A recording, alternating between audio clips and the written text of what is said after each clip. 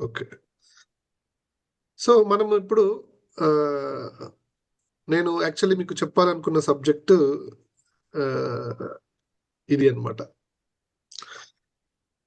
ఇది బుక్ ఈ బుక్ ఏంటి, అసలు ఎవరు రాశారు, ఎందుకు రాశారు అంటే యాక్చువల్లీ ఇది ఇది బుక్ కాదు.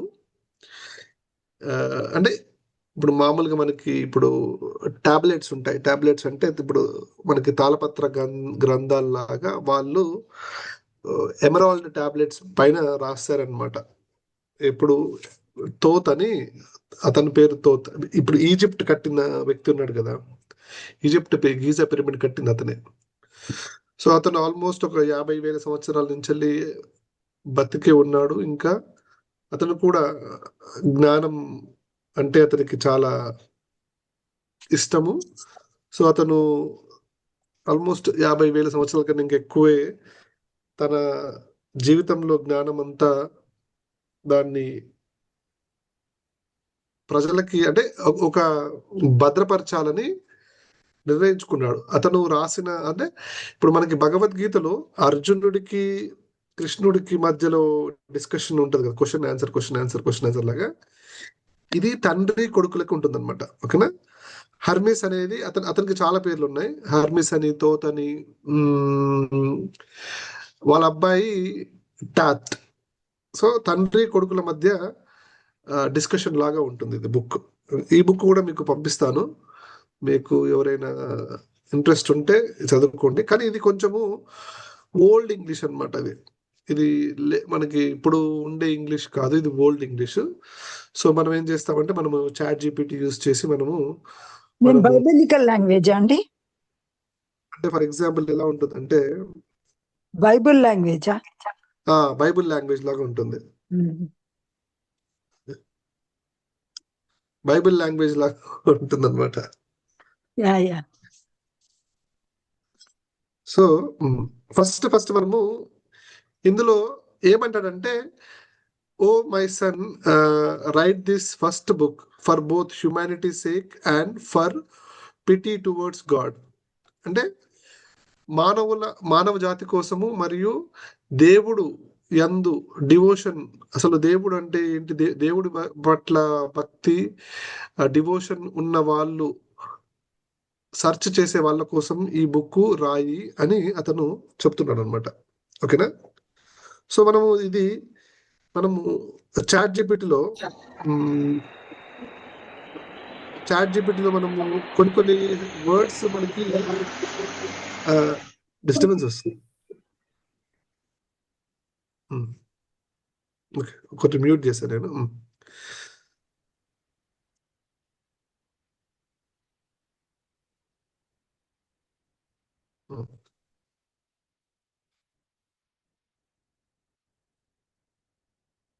One second. అదే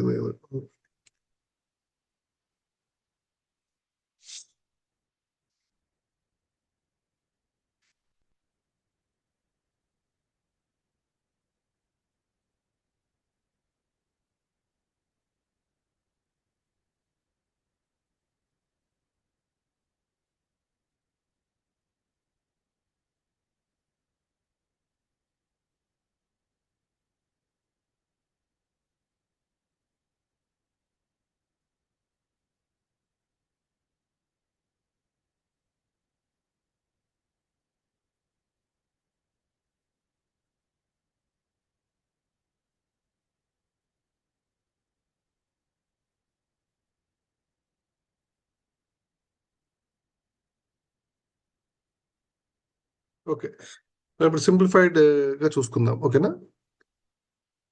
సో ఇందులో అసలు నిజమైన రిలీజన్ అంటే ఏంటి అని అడుగుతాడు అనమాట, అనుకుంటా తండ్రిని. అతను ఏం చెప్తాడంటే, the truest religion is to know the reality and to give thanks to the one who made all things. అంటే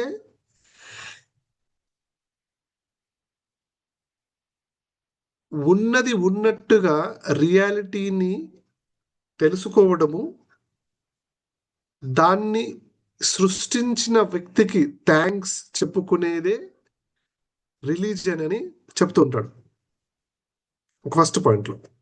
అంటే రిలీజియన్ అంటే ఏంటి, అసలు మతం అంటే ఏంటి, మనము ఆ, మనం ప్రశ్న వేసుకున్నప్పుడు దానికి సమాధానంగా అతను the truest religion is to know the reality.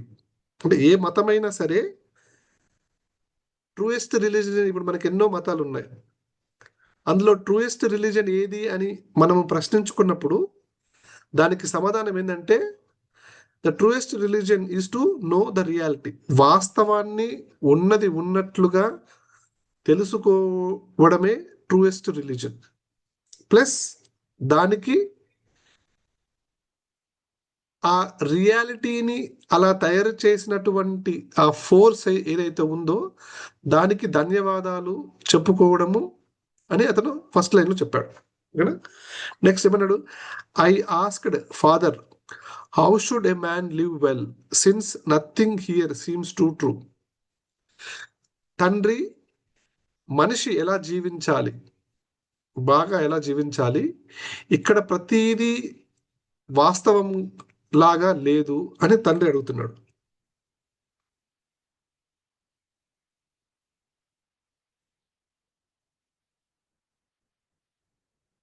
Okay, so దానికి క్వశ్చన్ దానికి సమాధానం ఏమిచ్చాడు అంటే తండ్రి, ఒక్క నిమిషం,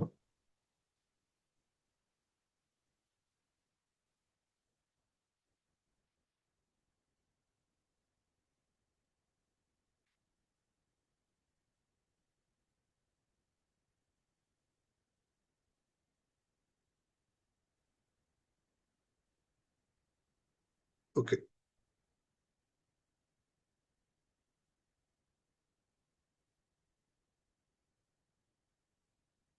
అదేం చెప్పాడంటే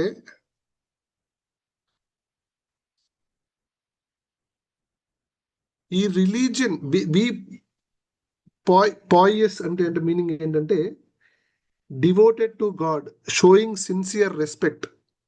ఓకే, నువ్వు ఈ మతము అంటే ఏ మతం అయితే వాస్తవాన్ని బోధిస్తుందో దాని యందు నువ్వు గౌరవంగా ఉండు. Plus that highest philosophy, without philosophy one cannot reach the true pity or religion. అంటే ఇక్కడ అతను ఏం చెప్తున్నాడంటే ఇప్పుడు ఫిలాసఫీ అంటే మీనింగ్ మీకు అర్థం, మీకు మామూలుగా మీకు ఎవరికైనా ఐడియా ఉందా?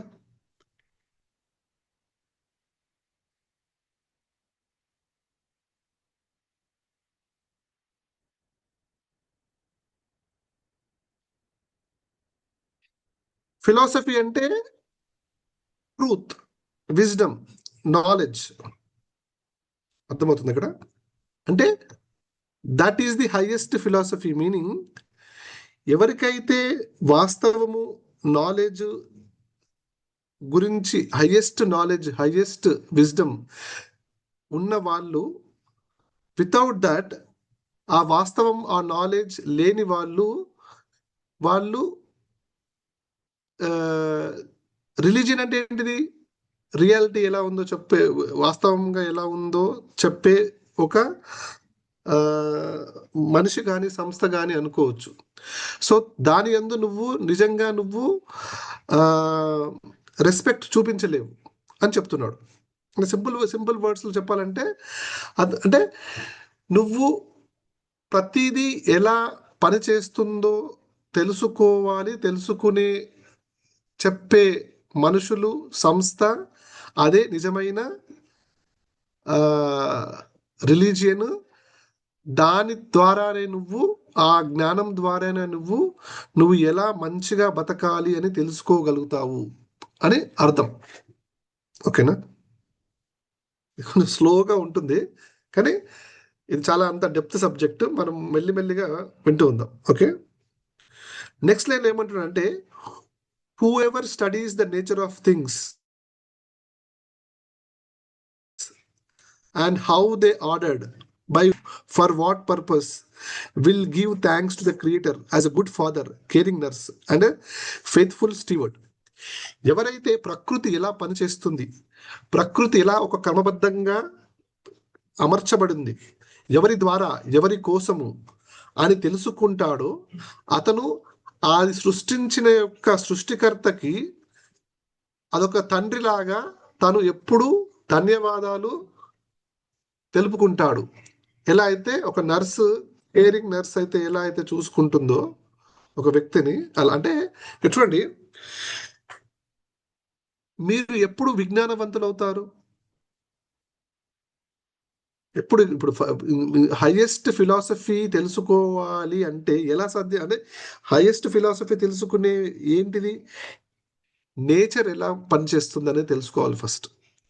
అసలు ఈ భూమి, ఈ వృక్షాలు, మనుషులు, జంతువులు, నీటిలో ఉండే నీటి జంతువులు, చేపలు, ఈ స్టార్స్, గాలి, వెలుతురు, ఇవన్నీ అసలు ఎలా పనిచేస్తున్నాయి, అవన్నీ ఎలా ఆర్డర్గా ఉన్నాయి. సూర్యుడు ఉన్నాడు, సూర్యుడు నుంచి ఆ, సూర్యకిరణాల నుంచి శక్తి తీసుకుని చెట్లు పండ్లు కాస్తాయి. ఆ పండ్లు తిని జంతువులు బతుకుతాయి. జంతువుల నుంచి వచ్చిన వ్యర్థాలు అవి వాటిని ఏమంటారు, ఎరువులాగా మళ్ళీ అదే చెట్లకి వెళ్ళడము. అర్థమవుతుందా? ఇప్పుడు కొన్ని ఆ, చలికాలంలో నివసించే జంతువులకి ఎక్కువ బొచ్చు ఉంటుంది. Polar bear, polar sheep, ice వాటి దగ్గర. అంటే ఇవన్నీ ఎలా పనిచేస్తున్నాయి, అసలు ఒకదానికి ఒకటి ఎలా ముడిపడి ఉంది? ఇవన్నీ ఎవరైతే స్టడీ చేయడం మొదలు పెడతారో అతనికే హైయెస్ట్ నాలెడ్జ్, ఫిలాసఫీ తెలుస్తుంది. ఆ హైయెస్ట్ ఫిలాసఫీ తెలుసుకున్న వ్యక్తి ఎవరు సృష్టించారో తెలుసుకున్నప్పుడు అతని యందు భక్తి భావం. నా వాయిస్ వినిపిస్తుందా? అది నెట్ స్లో ఉందా? వినిపిస్తుంది సార్ వాయిస్. ఎవరన్నా వాయిస్ ఇస్ క్లియర్. క్లియర్ గా ఉందా voice? Yes yes. Okay okay. So so next, giving thanks makes being pious leads to knowing truth makes one even more pious. అంటే అర్థం ఏంటంటే ఇక్కడ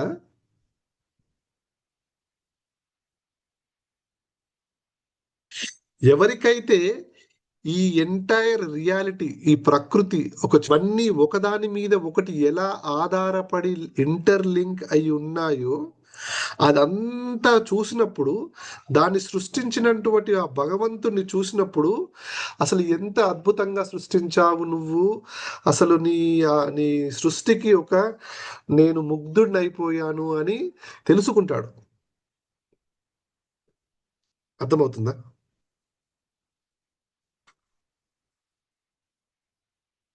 అర్థం కాకపోతే క్వశ్చన్ అడగండి. ఓకేనా? సో ఎవరు విజ్ఞానులు అవుతారు?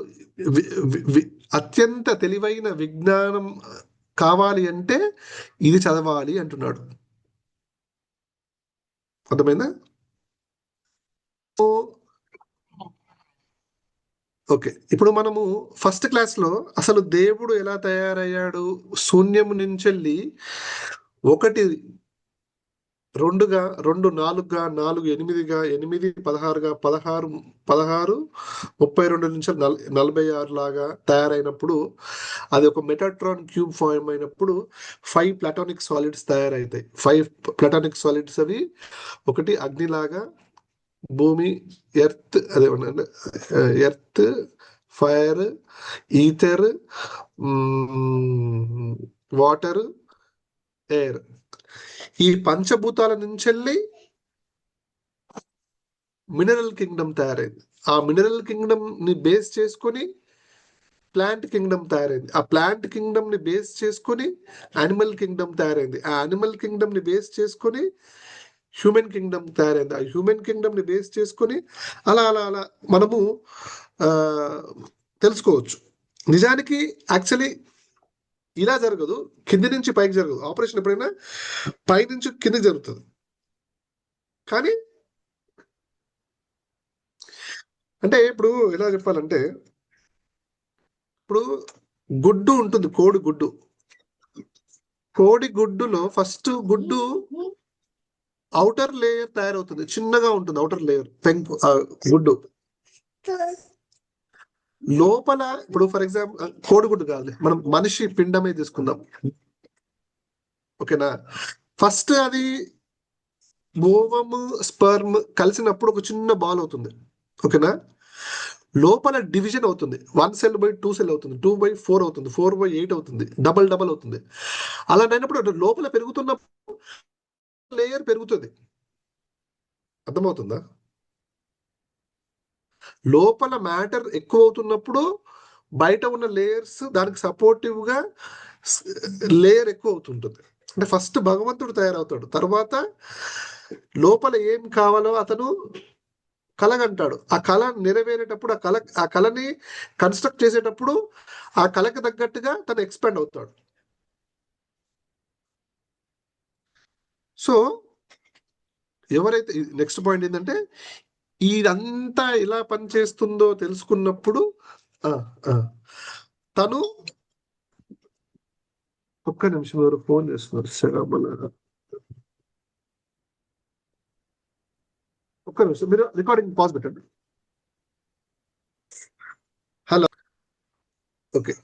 Next one, a soul that lifts itself to know what is good and true will never fall back to evil. It becomes filled with love for good, forgets all evils, and once it knows its divine source, it cannot turn away. ఇక్కడేం point చెప్తాడంటే, ఎవరి ఆత్మ అయితే ఎదుగుతుందో ఆ ఎదిగేది ఎంత ఎదుగుతుందంటే మంచి true వాస్తవం ఏంటి తెలుసుకున్నప్పుడు అది ఎప్పుడు కూడా చెడుకి పడిపోదు. అది ఎప్పటికీ ఇంకా ఫిల్డ్ విత్ లవ్, ప్రేమ, మంచితనముగా నిండుతుంది. అది ఇట్ ఫర్గెట్స్ ఆల్ ఈవిల్స్, అంటే అన్ని బాధలు అవన్నీ మర్చిపోతుంది. And once it knows its divine source, it cannot turn away. అంటే ఇప్పుడు దీనికి పర్ఫెక్ట్ ఎగ్జాంపుల్ మనమే. ఇప్పుడు మనము ఉన్నాము కొంచెం ఆధ్యాత్మికంగా, కొంచెము మనము కాన్షియస్ లెవెల్లో మనము ఎక్కువ ఉన్నాం. ఇప్పుడు మనము ఉదాహరణకి మనము క్రూరత్వంగా రాక్షసుల్లాగా, సైకోల్లాగా, మర్డరర్ లాగా, రేపిస్ట్ లాగా తయారవుతామా? ఎందుకంటే మనం ఆ జ్ఞానాన్ని చేరుకున్నాం. మంచి చెడు ఏదో అనే జ్ఞానాన్ని మనము అంత పైకి వచ్చాం మనం. ఇది సోల్. ఒకసారి సోల్ ఎప్పుడైతే ఏది మంచి ఏది అది తెలుసుకున్నప్పుడు అది it will never go back to evil. అది ఎప్పుడు ఇంకా it will become filled with love, ప్రేమతత్వంతో ఇంకా అది నిండిపోతుంది. తనకి జరిగిన ఏమన్నా ఈవిల్ కానీ అది క్షమించేస్తుంది. క్షమాపణ గుణము అంటే మర్చిపోవడం, అంటే ఫర్గెట్స్, క్షమించి మర్చిపోతుంది. ఇంకేం చేస్తుంది? Once it knows the divine source, it cannot turn away. అంటే తను ఆ ఆత్మ యొక్క సృష్టించబడిన ఒక సోర్స్ ఏదైతే అది గ్రహిస్తుందో అది ఇంకా ఎప్పటికీ వెనుతిరిగి వెళ్ళదు. అంటే ఉదాహరణకి ఇప్పుడు మనం ఉన్నాము, ఈ భగవంత్ అని మనం తెలుసుకున్నప్పుడు మనము అక్కడికి వెళ్ళాలని కోరుకుంటాం, కానీ నాకొద్దు, నేను భగవంతుడు దేవద్దు, నేను ఇంకా పైకి వెళ్ళాను, ఇక్కడే ఉండాను అని అనుకోము. అర్థమవుతుందా ఈ point? Yes sir. A soul that lifts itself, అది next point. The goal of religion and pity and die blessedly with the soul aware of its return to the divine. అంటే ఏ రిలీజన్ అంటే వాస్తవాలు చెప్పేటటువంటి ఒక సంస్థ అయినా మనిషి అయినా ఏం చెప్పాలంటే మంచిగా బ్రతికి కృతజ్ఞతతో శరీరాన్ని వదిలేసి మళ్ళీ మన ఆత్మ ఎక్కడి నుంచి అయితే వచ్చిందో అక్కడికి వెళ్తుంది అని తెలుసుకొని చనిపోవటమే అనేది చెప్పటమే నిజమైన యొక్క రిలీజియన్ యొక్క గోల్ అయి ఉండాలి. అది goal. This is the goal of the religion. A religion అయినా అంతిమంగా చెప్పవలసింది వాస్తవం, ట్రూత్. ఆ ట్రూత్ ఏంటంటే నువ్వు రియాలిటీలోకి వచ్చావు, నువ్వు ఆ రియాలిటీని ఎంజాయ్ చేయడానికి వచ్చావు, ఎంజాయ్ చేసావు. ఆ రియాలిటీని ఎంజాయ్ చేయడానికి నీకు ఒక బాడీ కావాలి, ఆ బాడీ తీసుకున్నావు, ఆ రియాలిటీని ఎంజాయ్ చేసావు, ఆ నేర్చుకున్నావు పాఠాలు. మళ్ళీ డై బ్లెస్సెడ్లీ అంటే, బ్లెస్సెడ్లీ అంటే ఇక్కడ నార్మల్గా చనిపోవడం అని మనం అనుకోవచ్చు, క్రూరత్వంగా చంపబోవడం అని కాదు. ఓకేనా? తద్వారా నెక్స్ట్ ఏంటి, చనిపోయే ముందు మనకి తెలుస్తుంది అంటే అంటే నేను ఆత్మని, శరీరాన్ని కాదు, నీ సోల్ మళ్ళీ నేను ఈ శరీరాన్ని వదిలిపెట్టిన తర్వాత నేను సోర్స్కి వెళ్ళిపోతాను అని తెలిసి అది చెప్పడమే ఆ రిలీజియన్ అయి ఉండాలి. That is the goal of the religion. A religion అయినా అది చెప్పాలి అంటున్నాడు అతను. ఓకేనా? ఏ రిలీజియన్ అని కాదు, this is the goal of the religion. అంటే ఇక్కడ రిలీజియన్ అంటే ఒక సంస్థ, ఒక వ్యక్తి. So this is the ancient path to truth walked by our forefathers leading them to the good. It is noble and straightforward but difficult for the soul still bound in the body. Okay, ఇది మన పూర్వీకులు, మన four fathers నడిచిన దారి, అది straight and. But ఎప్పుడైతే ఆత్మ తను శరీరము అని గ్రహిస్తుందో అది డిఫికల్ట్. అంటే తను ఆత్మ కాదు, నేను ఈ శరీరాన్ని, ఆత్మ అలాంటిది ఏమీ లేదు, నేను ఇందులోనే ఉన్నాను, అమ్మో నాకు నా శరీరానికి దెబ్బ తగలకుండా చూసుకుంటా, నేను చనిపోకుండా ఉండాలి, నాకు మొత్తం నా దగ్గరే ఉండాలి అంతా అని అది తెలుసుకోదు. అంటే తెలుసుకోని వ్యక్తి, అతనికి అది ఎప్పటికీ అది ఏమంటారు, బట్ డిఫికల్ట్. అంటే అలాంటి ఆత్మలకి అది చాలా డిఫికల్ట్ అని చెప్తున్నాడు.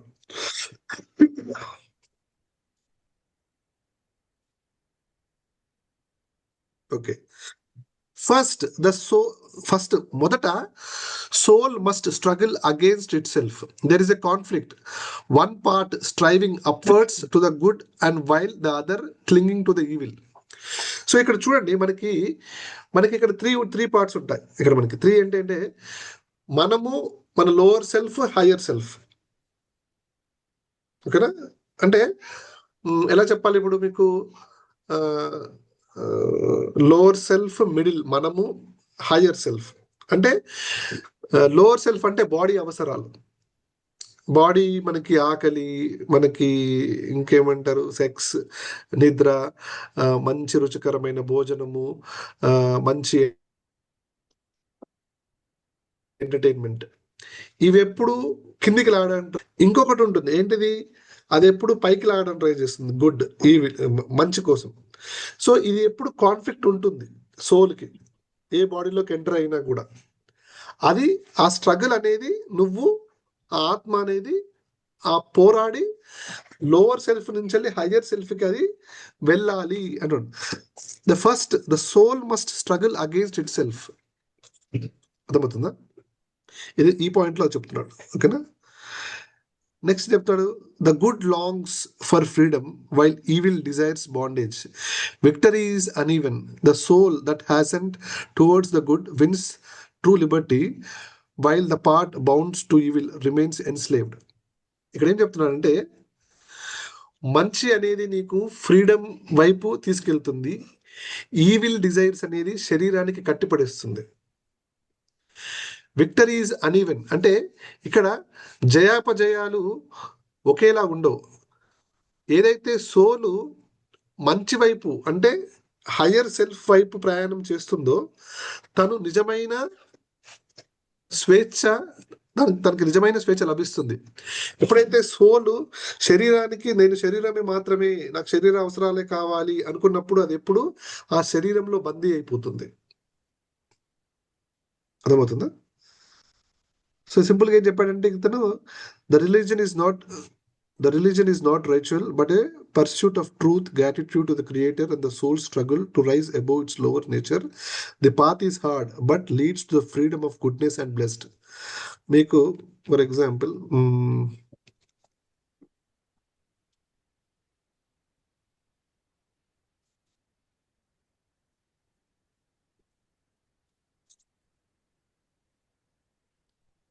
చూడండి. ఇక్కడ బాగానే ఇప్పుడు ఇప్పటి వరకు మనము ఇప్పుడు చెప్పిన ప్యాసేజ్ లో దానికి ఇంకా షార్ట్ సమ్మరీ ఏంటంటే, మతం అనేది కేవలం ఆచారాలు కాదు, అది సత్యాన్వేషణ, సృష్టికర్తకు కృతజ్ఞత మరియు ఆత్మ తన తక్కువ స్వభావాన్ని అధిగమించడానికి చేసే పోరాటం. ఈ మార్గంలో కఠినమైనదే, కానీ అది స్వేచ్ఛ, శ్రేయస్సు మరియు ధన్యత్వానికి దారితీస్తుంది అని అర్థం. ఓకేనా? నెక్స్ట్ మనము ఇక్కడి నుంచి స్టార్ట్ అవుతుంది కనుక okay.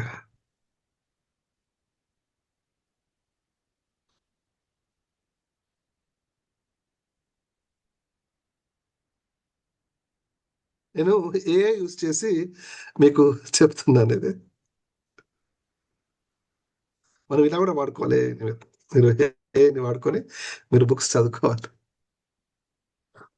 Okay, next. When the two parts of the soul are balanced, they become calm and accept the higher ruler. But if the higher part is defeated by the lower, the soul is dragged down and suffers in its earthly state. ఈ రెండు పాదాల్లో మీకు అర్థమైందా? Soul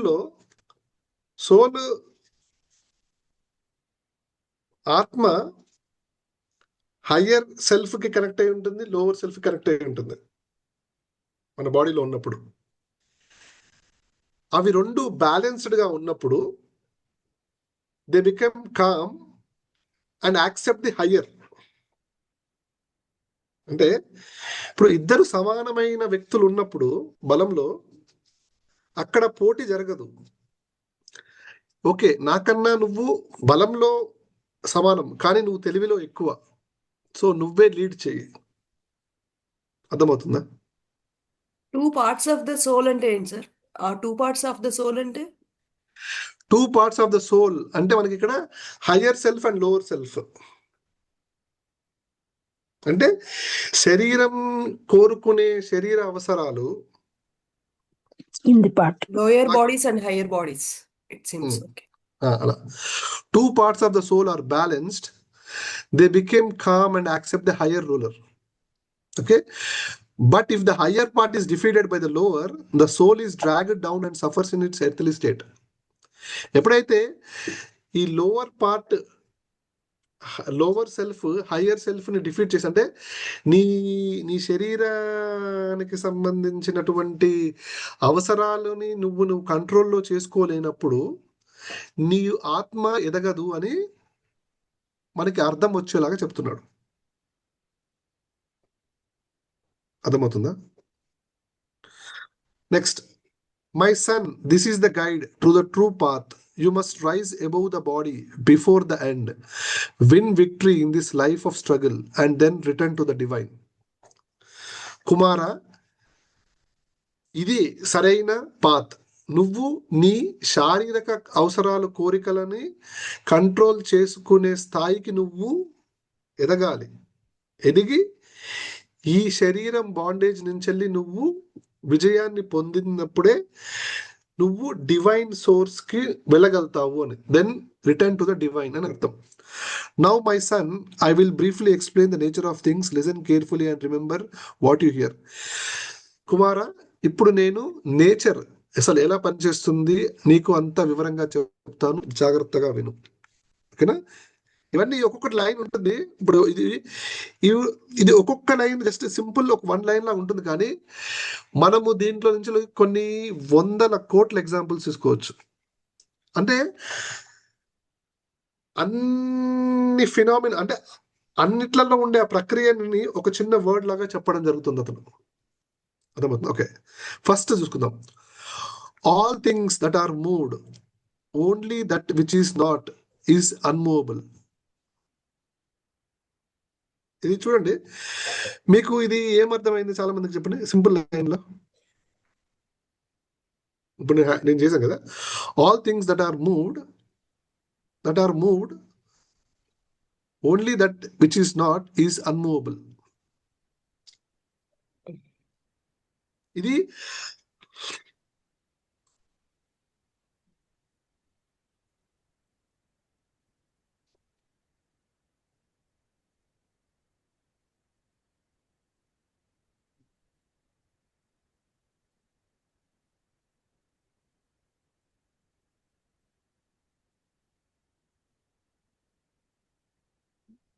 Sorry.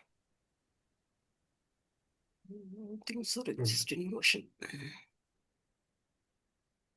నన్ను ఏం చెప్తున్నా first, కుమార, I will explain the nature. Listen carefully and remember what you hear. Okay, all things that are moved only that which is not is అన్మూవబుల్.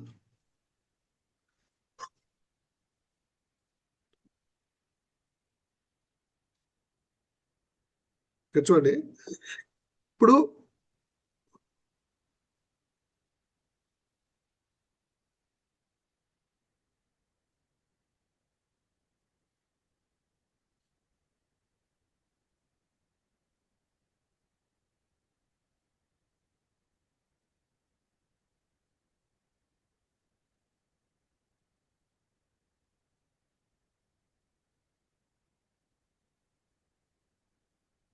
One. ఇప్పుడు ప్రతి ఒక్కటి మూవ్ అవుతూనే ఉంటుంది, కానీ మూవ్ కానిది ఏంటి అంటే ఇక్కడ ఇంకా తయారు చేయనటువంటి అన్మానిఫెస్టెడ్ థింగ్ ఉంటుంది సార్. అంటే ఇంకా తయారు కాలేదు. ఆ దేవుడు ఎలా చెప్పాలంటే ఇప్పుడు ఇక్కడ that which is not refers to the absolute unmanifested, the divine source beyond creation. అంటే ఇప్పుడు ఎవ్రీథింగ్ మూవ్ అవుతుంది, మనకు తెలుసు కదా. ఇప్పుడు ప్రతి ఒక్కటి ఆటమ్ మూవ్ అవుతూ ఉంటుంది, మన బాడీ ఎప్పుడు వైబ్రేట్ అవుతుంది, హార్ట్ కొట్టుకుంటుంది, సన్ మూవ్ అవుతుంది, ఎర్త్ మూవ్ అవుతుంది, స్టార్స్ మూవ్ అవుతాయి, గెలాక్సీస్ మూవ్ అవుతూ ఉంటాయి, ఆటమ్స్ నుంచి మూవ్ అవుతూ ఉంటాయి. కానీ మూవ్ కానిది ఏంటి అంటే భగవంతుడు.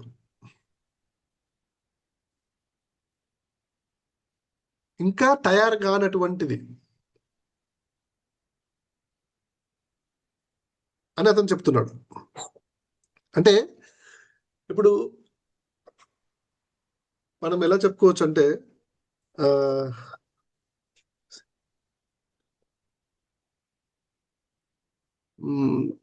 అంటే ఈ కొన్ని ఎగ్జాంపుల్స్ నాకు ఇవ్వడానికి కొంచెం కష్టంగానే ఉంటుంది, కానీ మనము సాధ్యమైనంత వరకు నేను ఇవ్వడానికి ట్రై చేస్తాను. ప్రస్తుతానికి అన్మూవబుల్ అంటే all things that are moved, that which is not is అన్మూవబుల్.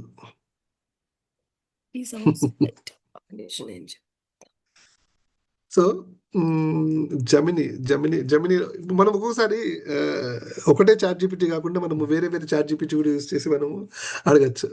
కానీ అంటే ఇప్పుడు ఏఐ కూడా చెప్పలేనటువంటి సత్యాలు ఇవే. యాక్చువల్లీ ఇప్పుడు మనము ఏఐలో అడుగుతాము, కానీ దానికి తెలిసింది చెప్తుంది. కానీ ఏఐ అంటే ఇప్పుడు AI time space beyond matter, beyond రియాలిటీలో అతను చూసి అనుభవించి నేర్చుకున్న పాఠాలు చెప్తున్నాడు అతను. ఓకేనా? సో ఇక్కడ అన్మూవబుల్ అంటే భగవంతుడు. ఓకేనా? అంటే మన నెక్స్ట్ లైన్ చూస్తే మనకు అర్థమవుతుంది. ఓకేనా? Every body is changeable. ఇక్కడ బాడీ అంటే శరీరం. ఓకేనా? ఇది మీరు ఏ డైమెన్షన్లోకి వెళ్ళినా, ఏ రియాలిటీకి వెళ్ళినా ఇది అందరికీ వర్తిస్తుంది. ప్రతి ఒక్క బాడీ చేంజబుల్. అంటే ఇప్పుడు మనం ఉన్నాము, చిన్నప్పుడు పుట్టినప్పుడు ఇంత ఉన్నాము, పెరిగాం పెరిగాం పెరిగాం పెరిగాం. అంటే మన బాడీ ఎప్పుడు ఒకేలా ఉంటుందా? ఉండదు. అది మనకే కాదు, ఎనీ బాడీ, అది పక్షి కానీ, చీమ కానీ, చేప కానీ, రాక్షసులు కానీ, ఇవి మన నెగటివ్ ఫోర్సెస్, రెప్టీలియన్స్ కానీ, ఎవరైనా సరే బాడీ ఉన్న ప్రతి ఒక్కటి changeable. Every body is changeable అని చెప్తున్నాడు. ఇంకేమంటున్నాడంటే not every body is dissolvable. ఇక్కడ ఇప్పుడు శరీరాలు ఉన్నాయి,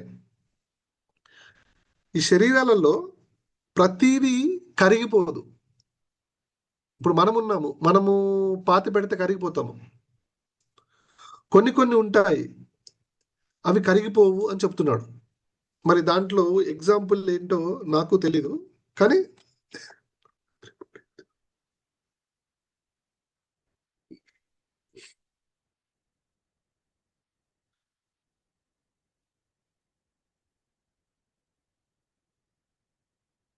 ఇక్కడ చూడండి, not all bodies, some bodies are eternal, incorruptible, inhermetic, but refers to the higher spiritual bodies or divine forms. The soul and the mind are subtle bodies that do not perish like physical matter. These align with the divine and remain beyond dissolution. Physiological meaning, imperishable.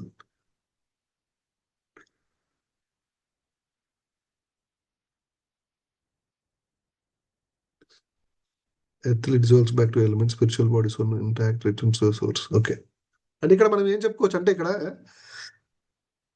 మన లోపల ఉన్న మన physical body dissolvable అవుతుంది, కానీ మనకున్న ఈ spiritual body, astral body, అవి dissolvable అవ్వవు అని మనము అర్థం చేసుకోవచ్చు. ఓకేనా? అందుకని అంటాడు ఇప్పుడు, not every body is dissolvable but some bodies are dissolvable. అర్థమవుతుందా?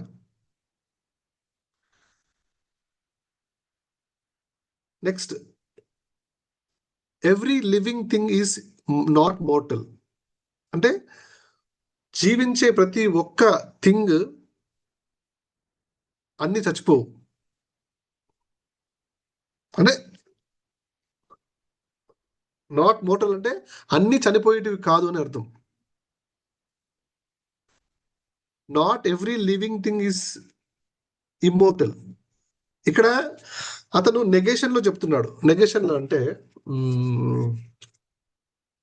మీకు ఈ పదం అర్థమైందా? మీకు ఈ వాక్యం అర్థమైందా? Every living thing is not mortal.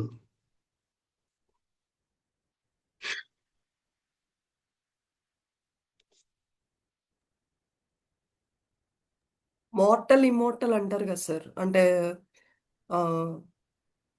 Standard గా అంటే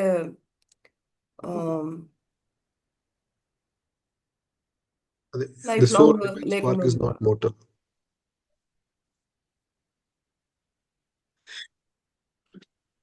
అంటే ఇక్కడ ఏం చెప్తున్నారంటే,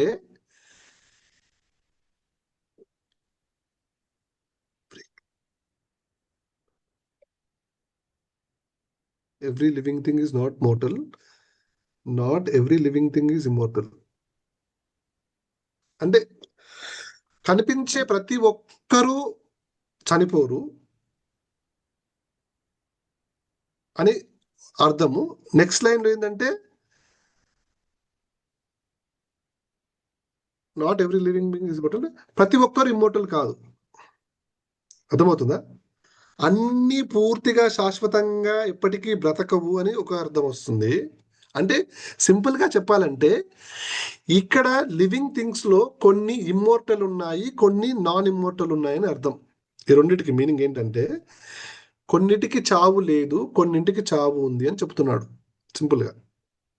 ఓకేనా? కొన్నింటికి చావు ఉంది, కొన్నింటికి చావు లేదు.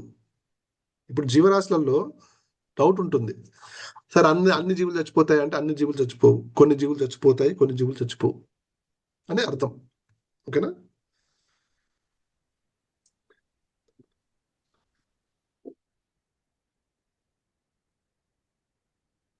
నెక్స్ట్, ఏదైతే డిజాల్వ్ అయ్యే గుణం ఉంటుందో, డిజాల్వ్ అంటే విచ్ఛిన్నం అయిపోయే గుణం ఉంటుందో, అది కరప్టబుల్ అయ్యే అవకాశం, కరప్టబుల్ కూడా అవుతుంది. కరప్టబుల్ అంటే కరప్ట్ అంటే తెలుసు కదా, అంటే ఇంప్యూరిటీస్ అంటుకోవడం. ఉదాహరణకి ఇప్పుడు మనము పుట్టినప్పుడు ఎంత ప్యూర్గా ఉన్నామో అంత ప్యూర్గా మన శరీరం ఎదిగేటప్పుడు ఉండదు. అర్థమవుతుందా? పుట్టినప్పుడు ఎలాంటి డిజాల్వ్ అయిపోతున్నాం, కాబట్టి డిజాల్వ్ అయిపోయే ప్రతి ఒక్క గుణం ఉన్నటువంటి ఒక్క శరీరము అది కరప్ట్ అవుతుంది అంటుంటాడు అనమాట. అంటే కరప్ట్ ఇక్కడ ఇంకో చూడండి, that which abides is always unchangeable. అంటే ఎప్పుడైతే అబైడ్స్ అంటే ఈ మనకి సృష్టికర్త క్రియేట్ చేసేటప్పుడు కొన్ని రూల్స్ తో క్రియేట్ చేస్తూ ఉంటాడు. ఆ రూల్స్ ఫాలో అయ్యేది ఎప్పుడు చేంజ్ అవ్వదు అని అర్థం. అంటే ఏదైతే ఏది ఫాలో అవుతుంది, సృష్టికర్త తయారు చేసిన రూల్స్ ఆత్మ ఫాలో అవుతుంది. ఓకేనా?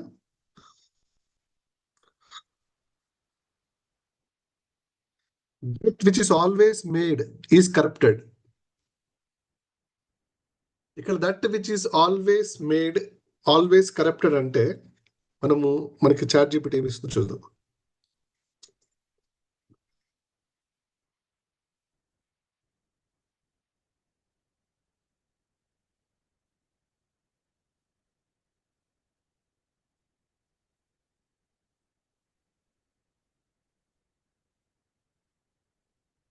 చూడండి, ఇక్కడ always corrupted, always decaying, hermetic meaning the material world is in the cycle of birth and death, creation, destruction. Only the eternal unmade principle is free from corruption. Thus the passive and the temporal.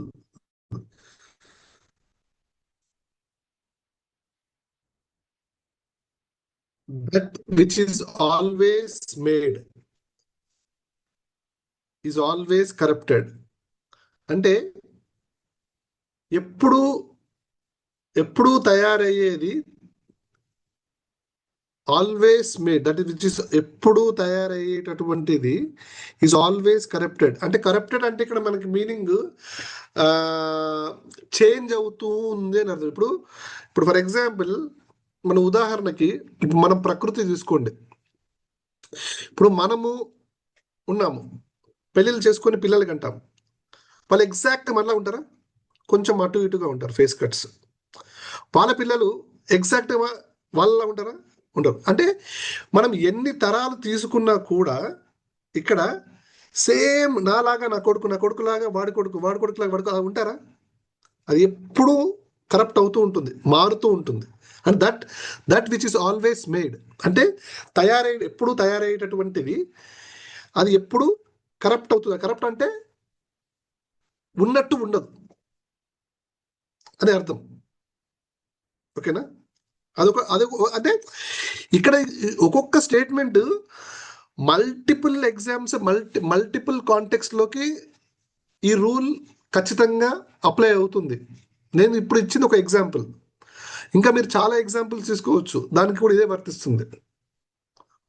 For example ఉదాహరణకి ఇప్పుడు చెట్లున్నాయి. ఇప్పుడు చెట్టు ఉంది, చెట్టులో రకరకాల పండ్లు కాస్తాయి. ఒక పండు ఉన్నట్టు ఇంకో పండు ఎగ్జాక్ట్గా ఉంటుందా?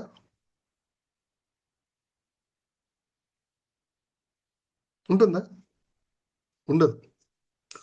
ఒక విత్తనము ఒక గింజ ఉన్నట్టు ఎగ్జాక్ట్గా ఇంకో గింజ ఉంటుందా? ఇప్పుడు చింతపండు ఉంది, చింతపండు తీస్తావు, అవన్నీ సీడ్స్ తయారవుతుంటే ఎప్పటికి తయారవుతూనే ఉంటాయి. చింతపండులో ఒక గింజ ఉన్నట్టు ఇంకో గింజ ఉంటుందా? అంటే ఎప్పుడు వేరియేషన్ ఉంటుంది అని మనము దీని నుంచి నేర్చుకోవచ్చు. అర్థమవుతుందా? సో మనము ఈ రోజుకి ఇంత చాలండి. మనము రేపు ఇక్కడి నుంచి కంటిన్యూ చేద్దాం. మీకు ఈ సబ్జెక్ట్ ఇంట్రెస్టింగ్ గా, మీరు రికార్డింగ్ స్టాప్ చేసింది మేడం.